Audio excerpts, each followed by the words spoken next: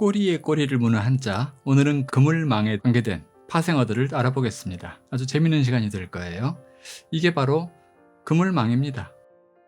간단하게는 요즘은 이렇게 많이 쓰는데 이거 자체로 글씨라고 할 수는 없고 붓으로 쓰이는 거죠. 이거 밑에 뭐가 들어가는 쪽 많이 보신 적 있을 거예요. 이것을 3500년 전 갑골문에 보면은 이렇게 쓰여 있습니다. 딱 그물이죠. 약 3000년 전의 금문에서는 더 간소화시켜가지고 이런 모양도 그물을 표현한 겁니다. 어린 시절에 시골에 살았던 분들은 많이 그런 얘기 하죠. 시냇물 그런 데서 흐르는 물에서 이런 그물 쳐가지고 물고기를 잡고 하던 그런 재미난 추억들이 있으신 모양이에요. 여기서 나온 것이 바로 그물망입니다. 그물은 주로 물고기를 잡는 것인데 꼭 그런 건 아니죠. 이런 글자가 있어요.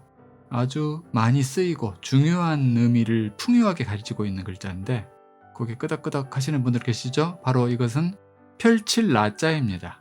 그물을 펼친다는 뜻이에요. 자, 이것은 그럼 뭘까요? 실이니까 무슨 실에 관계된 또는 밧줄에 관계된 그런 뜻이겠죠? 이게 밧줄유도 되고 별이유도 됩니다. 주로 별이유라고 많이 써요. 별이는 또 뭘까요? 요즘은 잊혀진 단어가 되어가고 있죠. 별이는 그물이 이렇게 있으면은 맨 윗선을 별이라고 한다고 해요. 맨 윗선. 즉 그물을 펼칠 때 여기를 붙잡고 펼치겠죠. 그래서 그물을 펼치는 의미가 되고 있는 겁니다. 이 라자가. 그물을 쫙 펼쳐놓고 뭘 잡아놓고 나서 오늘 뭐가 들어왔나 살펴보는 단어가 있어요. 그게 바로 우리가 익숙한 나열이라는 단어가 바로 그것입니다. 이것저것 문제를 나열했다, 물건을 나열했다, 펼칠 나, 벌릴 열, 열 또는 렬이라고 하죠. 나열. 즉 이렇게 그물이 있으면 여기에 넙치도 잡혔고 고동소라도 잡혔고 오징어도 잡혔고 이렇게 쭉 보는 것이죠. 이것을 전부 다 쳐다본다면 즉 어선에서 그물이 하나가 아니겠죠. 여러 개 가져갔을 거예요. 그걸 전부 펼쳐놓고 보는 것을 뭐라고 하냐면은 총망라. 많이 들어보신 말이죠. 전부 펴놓고 보는 거예요. 그 그물들을. 와, 그럼 오늘의 수확은 얼마만큼 된다 하면서 즐거워하고 실망도 하고. 이게 이제 그물망자입니다. 지금의 그물망은 옛날의 모양에 비해서 좀 복잡해졌죠. 이 세월이 흐르면서 점점 심플해지는 것만이 아니라 한자는 복잡해지는 경우가 더 많아요. 왜냐하면 세상이 복잡해지니까. 총망라. 그냥 망라라고도 하죠. 뭘 쭉 늘어놓는 것을 망라했다. 그리고 이 라자가 뜻이 좋으니까 펼친다, 아름답다, 어떤 수확물에 대한 뿌듯함 이런 것들이 있기 때문에 이름이나 그런 데 많이 쓰여요. 예쁘기도 하죠, 발음이. 유라라든가 라희라든가 이런 식으로 많이 쓰이고 심지어 성으로도 라시가 있죠. 제가 좋아하는 시인 나태주, 그 시인의 성이 바로 나시죠. 펼친다는 것이 처음엔 그물이었지만 나중에는 국경도 넓히고 세력도 넓히고 이런 의미가 되어서 나라 이름에도 쓰이게 됐습니다. 우리가 잘 아는 나라가 있죠. 새로 펼친다. 신라. 아름다운 나라 이름이죠. 그런가 하면은 이 그물을 두는 것, 위치시키는 것도 꼭 사람이 들고만 이렇게 다니는 이런 식이 아니라 고기들이 이동하는 경로에 잘 놓으면 고기가 많이 잡히겠죠. 즉 물이 흐르는 바다라든지 어디에다가 딱 설치해 놓는 거예요. 이 설치할 때 잘 설치해야 되겠죠. 잘 둬야 됩니다. 그래서 이런 글자가 나왔습니다. 그물이고 요 밑에 이런 글자가 들어가요. 무슨 자인가요? 이거 고들직자죠. 그래서 이것은 둘치자가 됩니다. 둘치. 둔다. 이 고들직자 왜 들어갔을까요? 그물을 놓는 것도 제대로 잘 놓아야 되기 때문이죠. 엄한 곳에 갖다가 해놓으면 또 삐뚤어지게 해놓으면 고기들이 다 빠져나가니까. 이 직자는 바를 정자와 함께 항상 올바른 것, 바른 것, 잘하는 것 그런 뜻을 가지고 있습니다. 여기에 있는 이것은 눈이지 그물이 아닙니다. 비슷하지만 다르죠. 자, 이렇게 그물을 잘 배치하는 것을 일러서 우리 흔한 말로 설치한다 라고도 하죠. 설치. 베풀설. 베푸는 것은 말로도 베풀고 그물을 설치하는 것도 바로 이 설자를 씁니다. 그리고 치자를 붙이는 것이죠. 설치.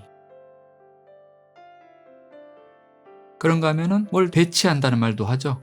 군사를 배치하기도 하고 운명을 배치하기도 합니다. 어느 때 직장 가고 어느 때 학교 가고 어느 때 시집 장가가고 이런 운명도 잘 안배가 돼 있다 또는 배치가 돼 있다 이런 표현을 쓰죠. 이건 배자입니다. 그런 식으로 은근히 우리 인생에 그물은 많은 관계를 가지고 있어요. 자, 그런가 하면 또 아주 흥미로운 글자가 하나 있는데 그물이 있고 밑에 이게 무슨 자인지 한번 보세요. 아하 하고 바로 아시는 분들 많죠? 능할 능자죠.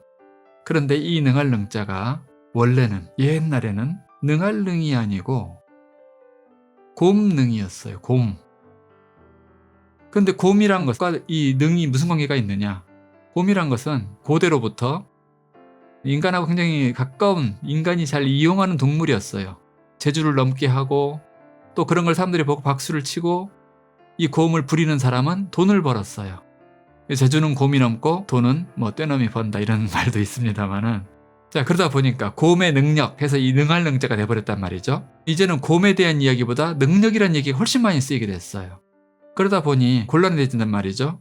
곰 문자를 그럼 따로 만들자 해서 지금은 밑에다가 네 점을 붙여서, 즉 곰의 네 다리다, 이걸 불화변이다, 불하고 무슨 관계가 있을 것이다 생각하는 분들이 있는데 그렇지 않다는 겁니다. 모양이에요. 뜻이 아니라 이것은 곰웅자입니다. 우리 당군신에 나오는 웅녀, 그때 바로 이 곰웅자 쓰는 것이죠. 곰이 이렇게 능력을 부리고 제주를 부리다가 곰도 늙을 거 아니에요? 늙으면은 제주 잘 못 넘어요. 그럼 어떻게 될까요? 자, 이 슬픈 의미가 나오는 겁니다. 곰에 사육하던 그 그물 곰장 속에서 풀어져 버리는 거예요. 왜 풀어줄까요? 사료가 아까워서. 좀 슬픈 얘기지만, 그래서 이것이 그만둘 파, 놓아줄 파, 그칠 파입니다. 우리가 참 듣기 싫은 단어 있죠. 파면, 해직당하는 거. 이게 면제할 면자지만 그 안에는 일을 잘 못함으로 놓아져 버린다. 너 나가. 이런 의미가 있는 거예요. 월급이 아까운 거죠. 곰에게는 식량이 아깝고. 그런 것처럼 또 운동장에서 뭔가를 하다가 그만하는 경우, 축구가 끝나면은 파장인 거예요. 이것은 파장. 그런 식으로 이 파는 은근히 많이 쓰입니다. 그리고 또 이 그물 밑에, 이 그물로 뭘 잡았어요? 뭘 잡았을까요? 조개패, 조개를 잡아요. 이 조개라는 것은 원래 돈하고 관계가 돼요. 먼 옛날에는 조개를 화폐로 썼어요. 청동기, 철기 이전 시기에는.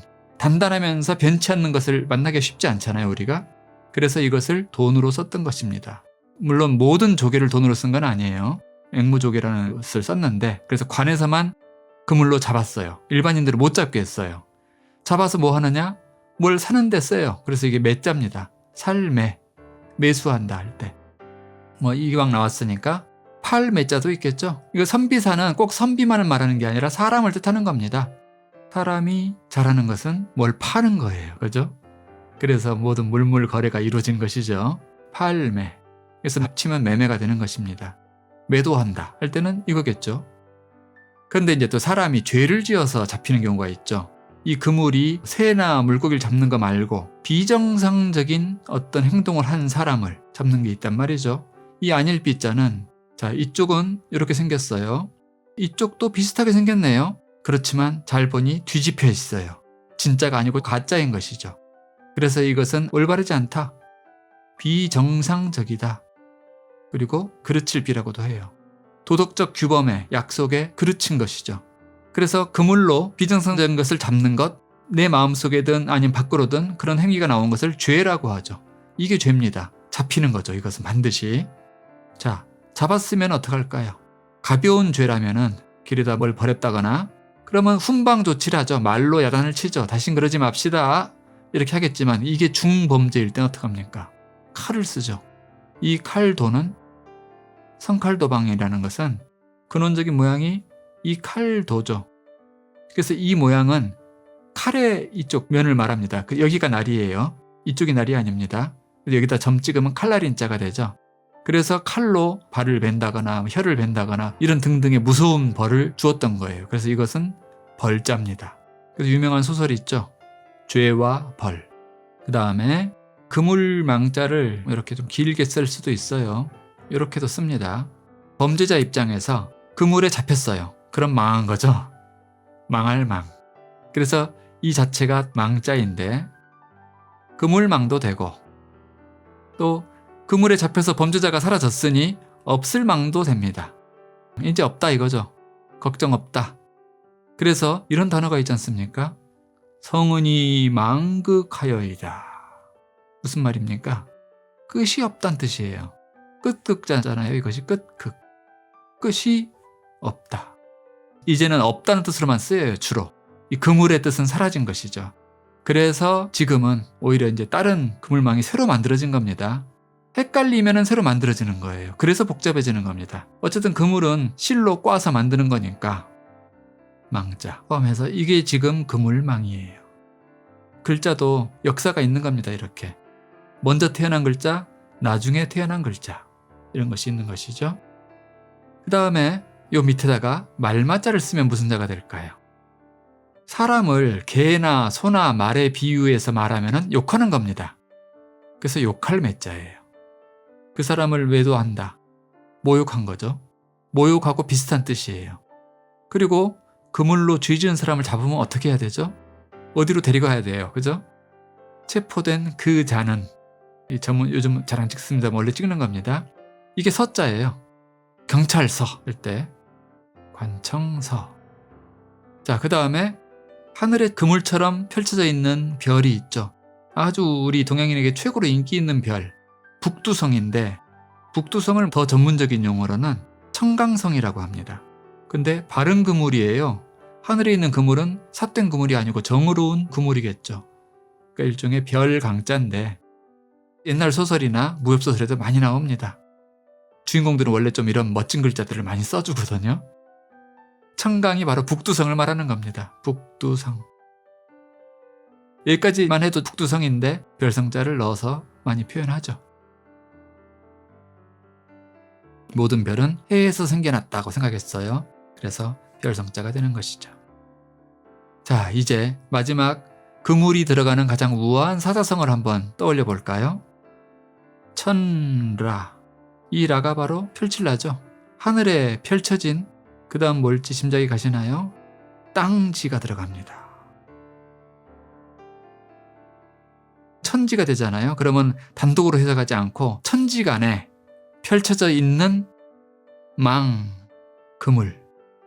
이게 뭘까요? 천라지망. 하늘과 땅 사이에도 그물이 있어요. 이 천라지망은 보이지 않겠죠? 그렇지만 엄연히 존재하는 인과응보를 뜻하는 겁니다. 죄를 지으면 반드시 언젠가는 벌을 받고, 덕을 행하면 반드시 언젠가는 그 열매를 받게 되는 그런 것이 바로 천라지망이죠. 그래서 하늘 그물이 성기어 보이고 잘 보이진 않지만 모기 한 마리도 빠져나가지 못한다. 이런 옛말씀이 있는 것입니다. 오늘 이렇게 꼬리에 꼬리를 무는 한자, 꼬꼬한, 그물망에 관계된, 거기서 파생된 여러 가지 재밌는 한자들을 알아보는 시간이었습니다.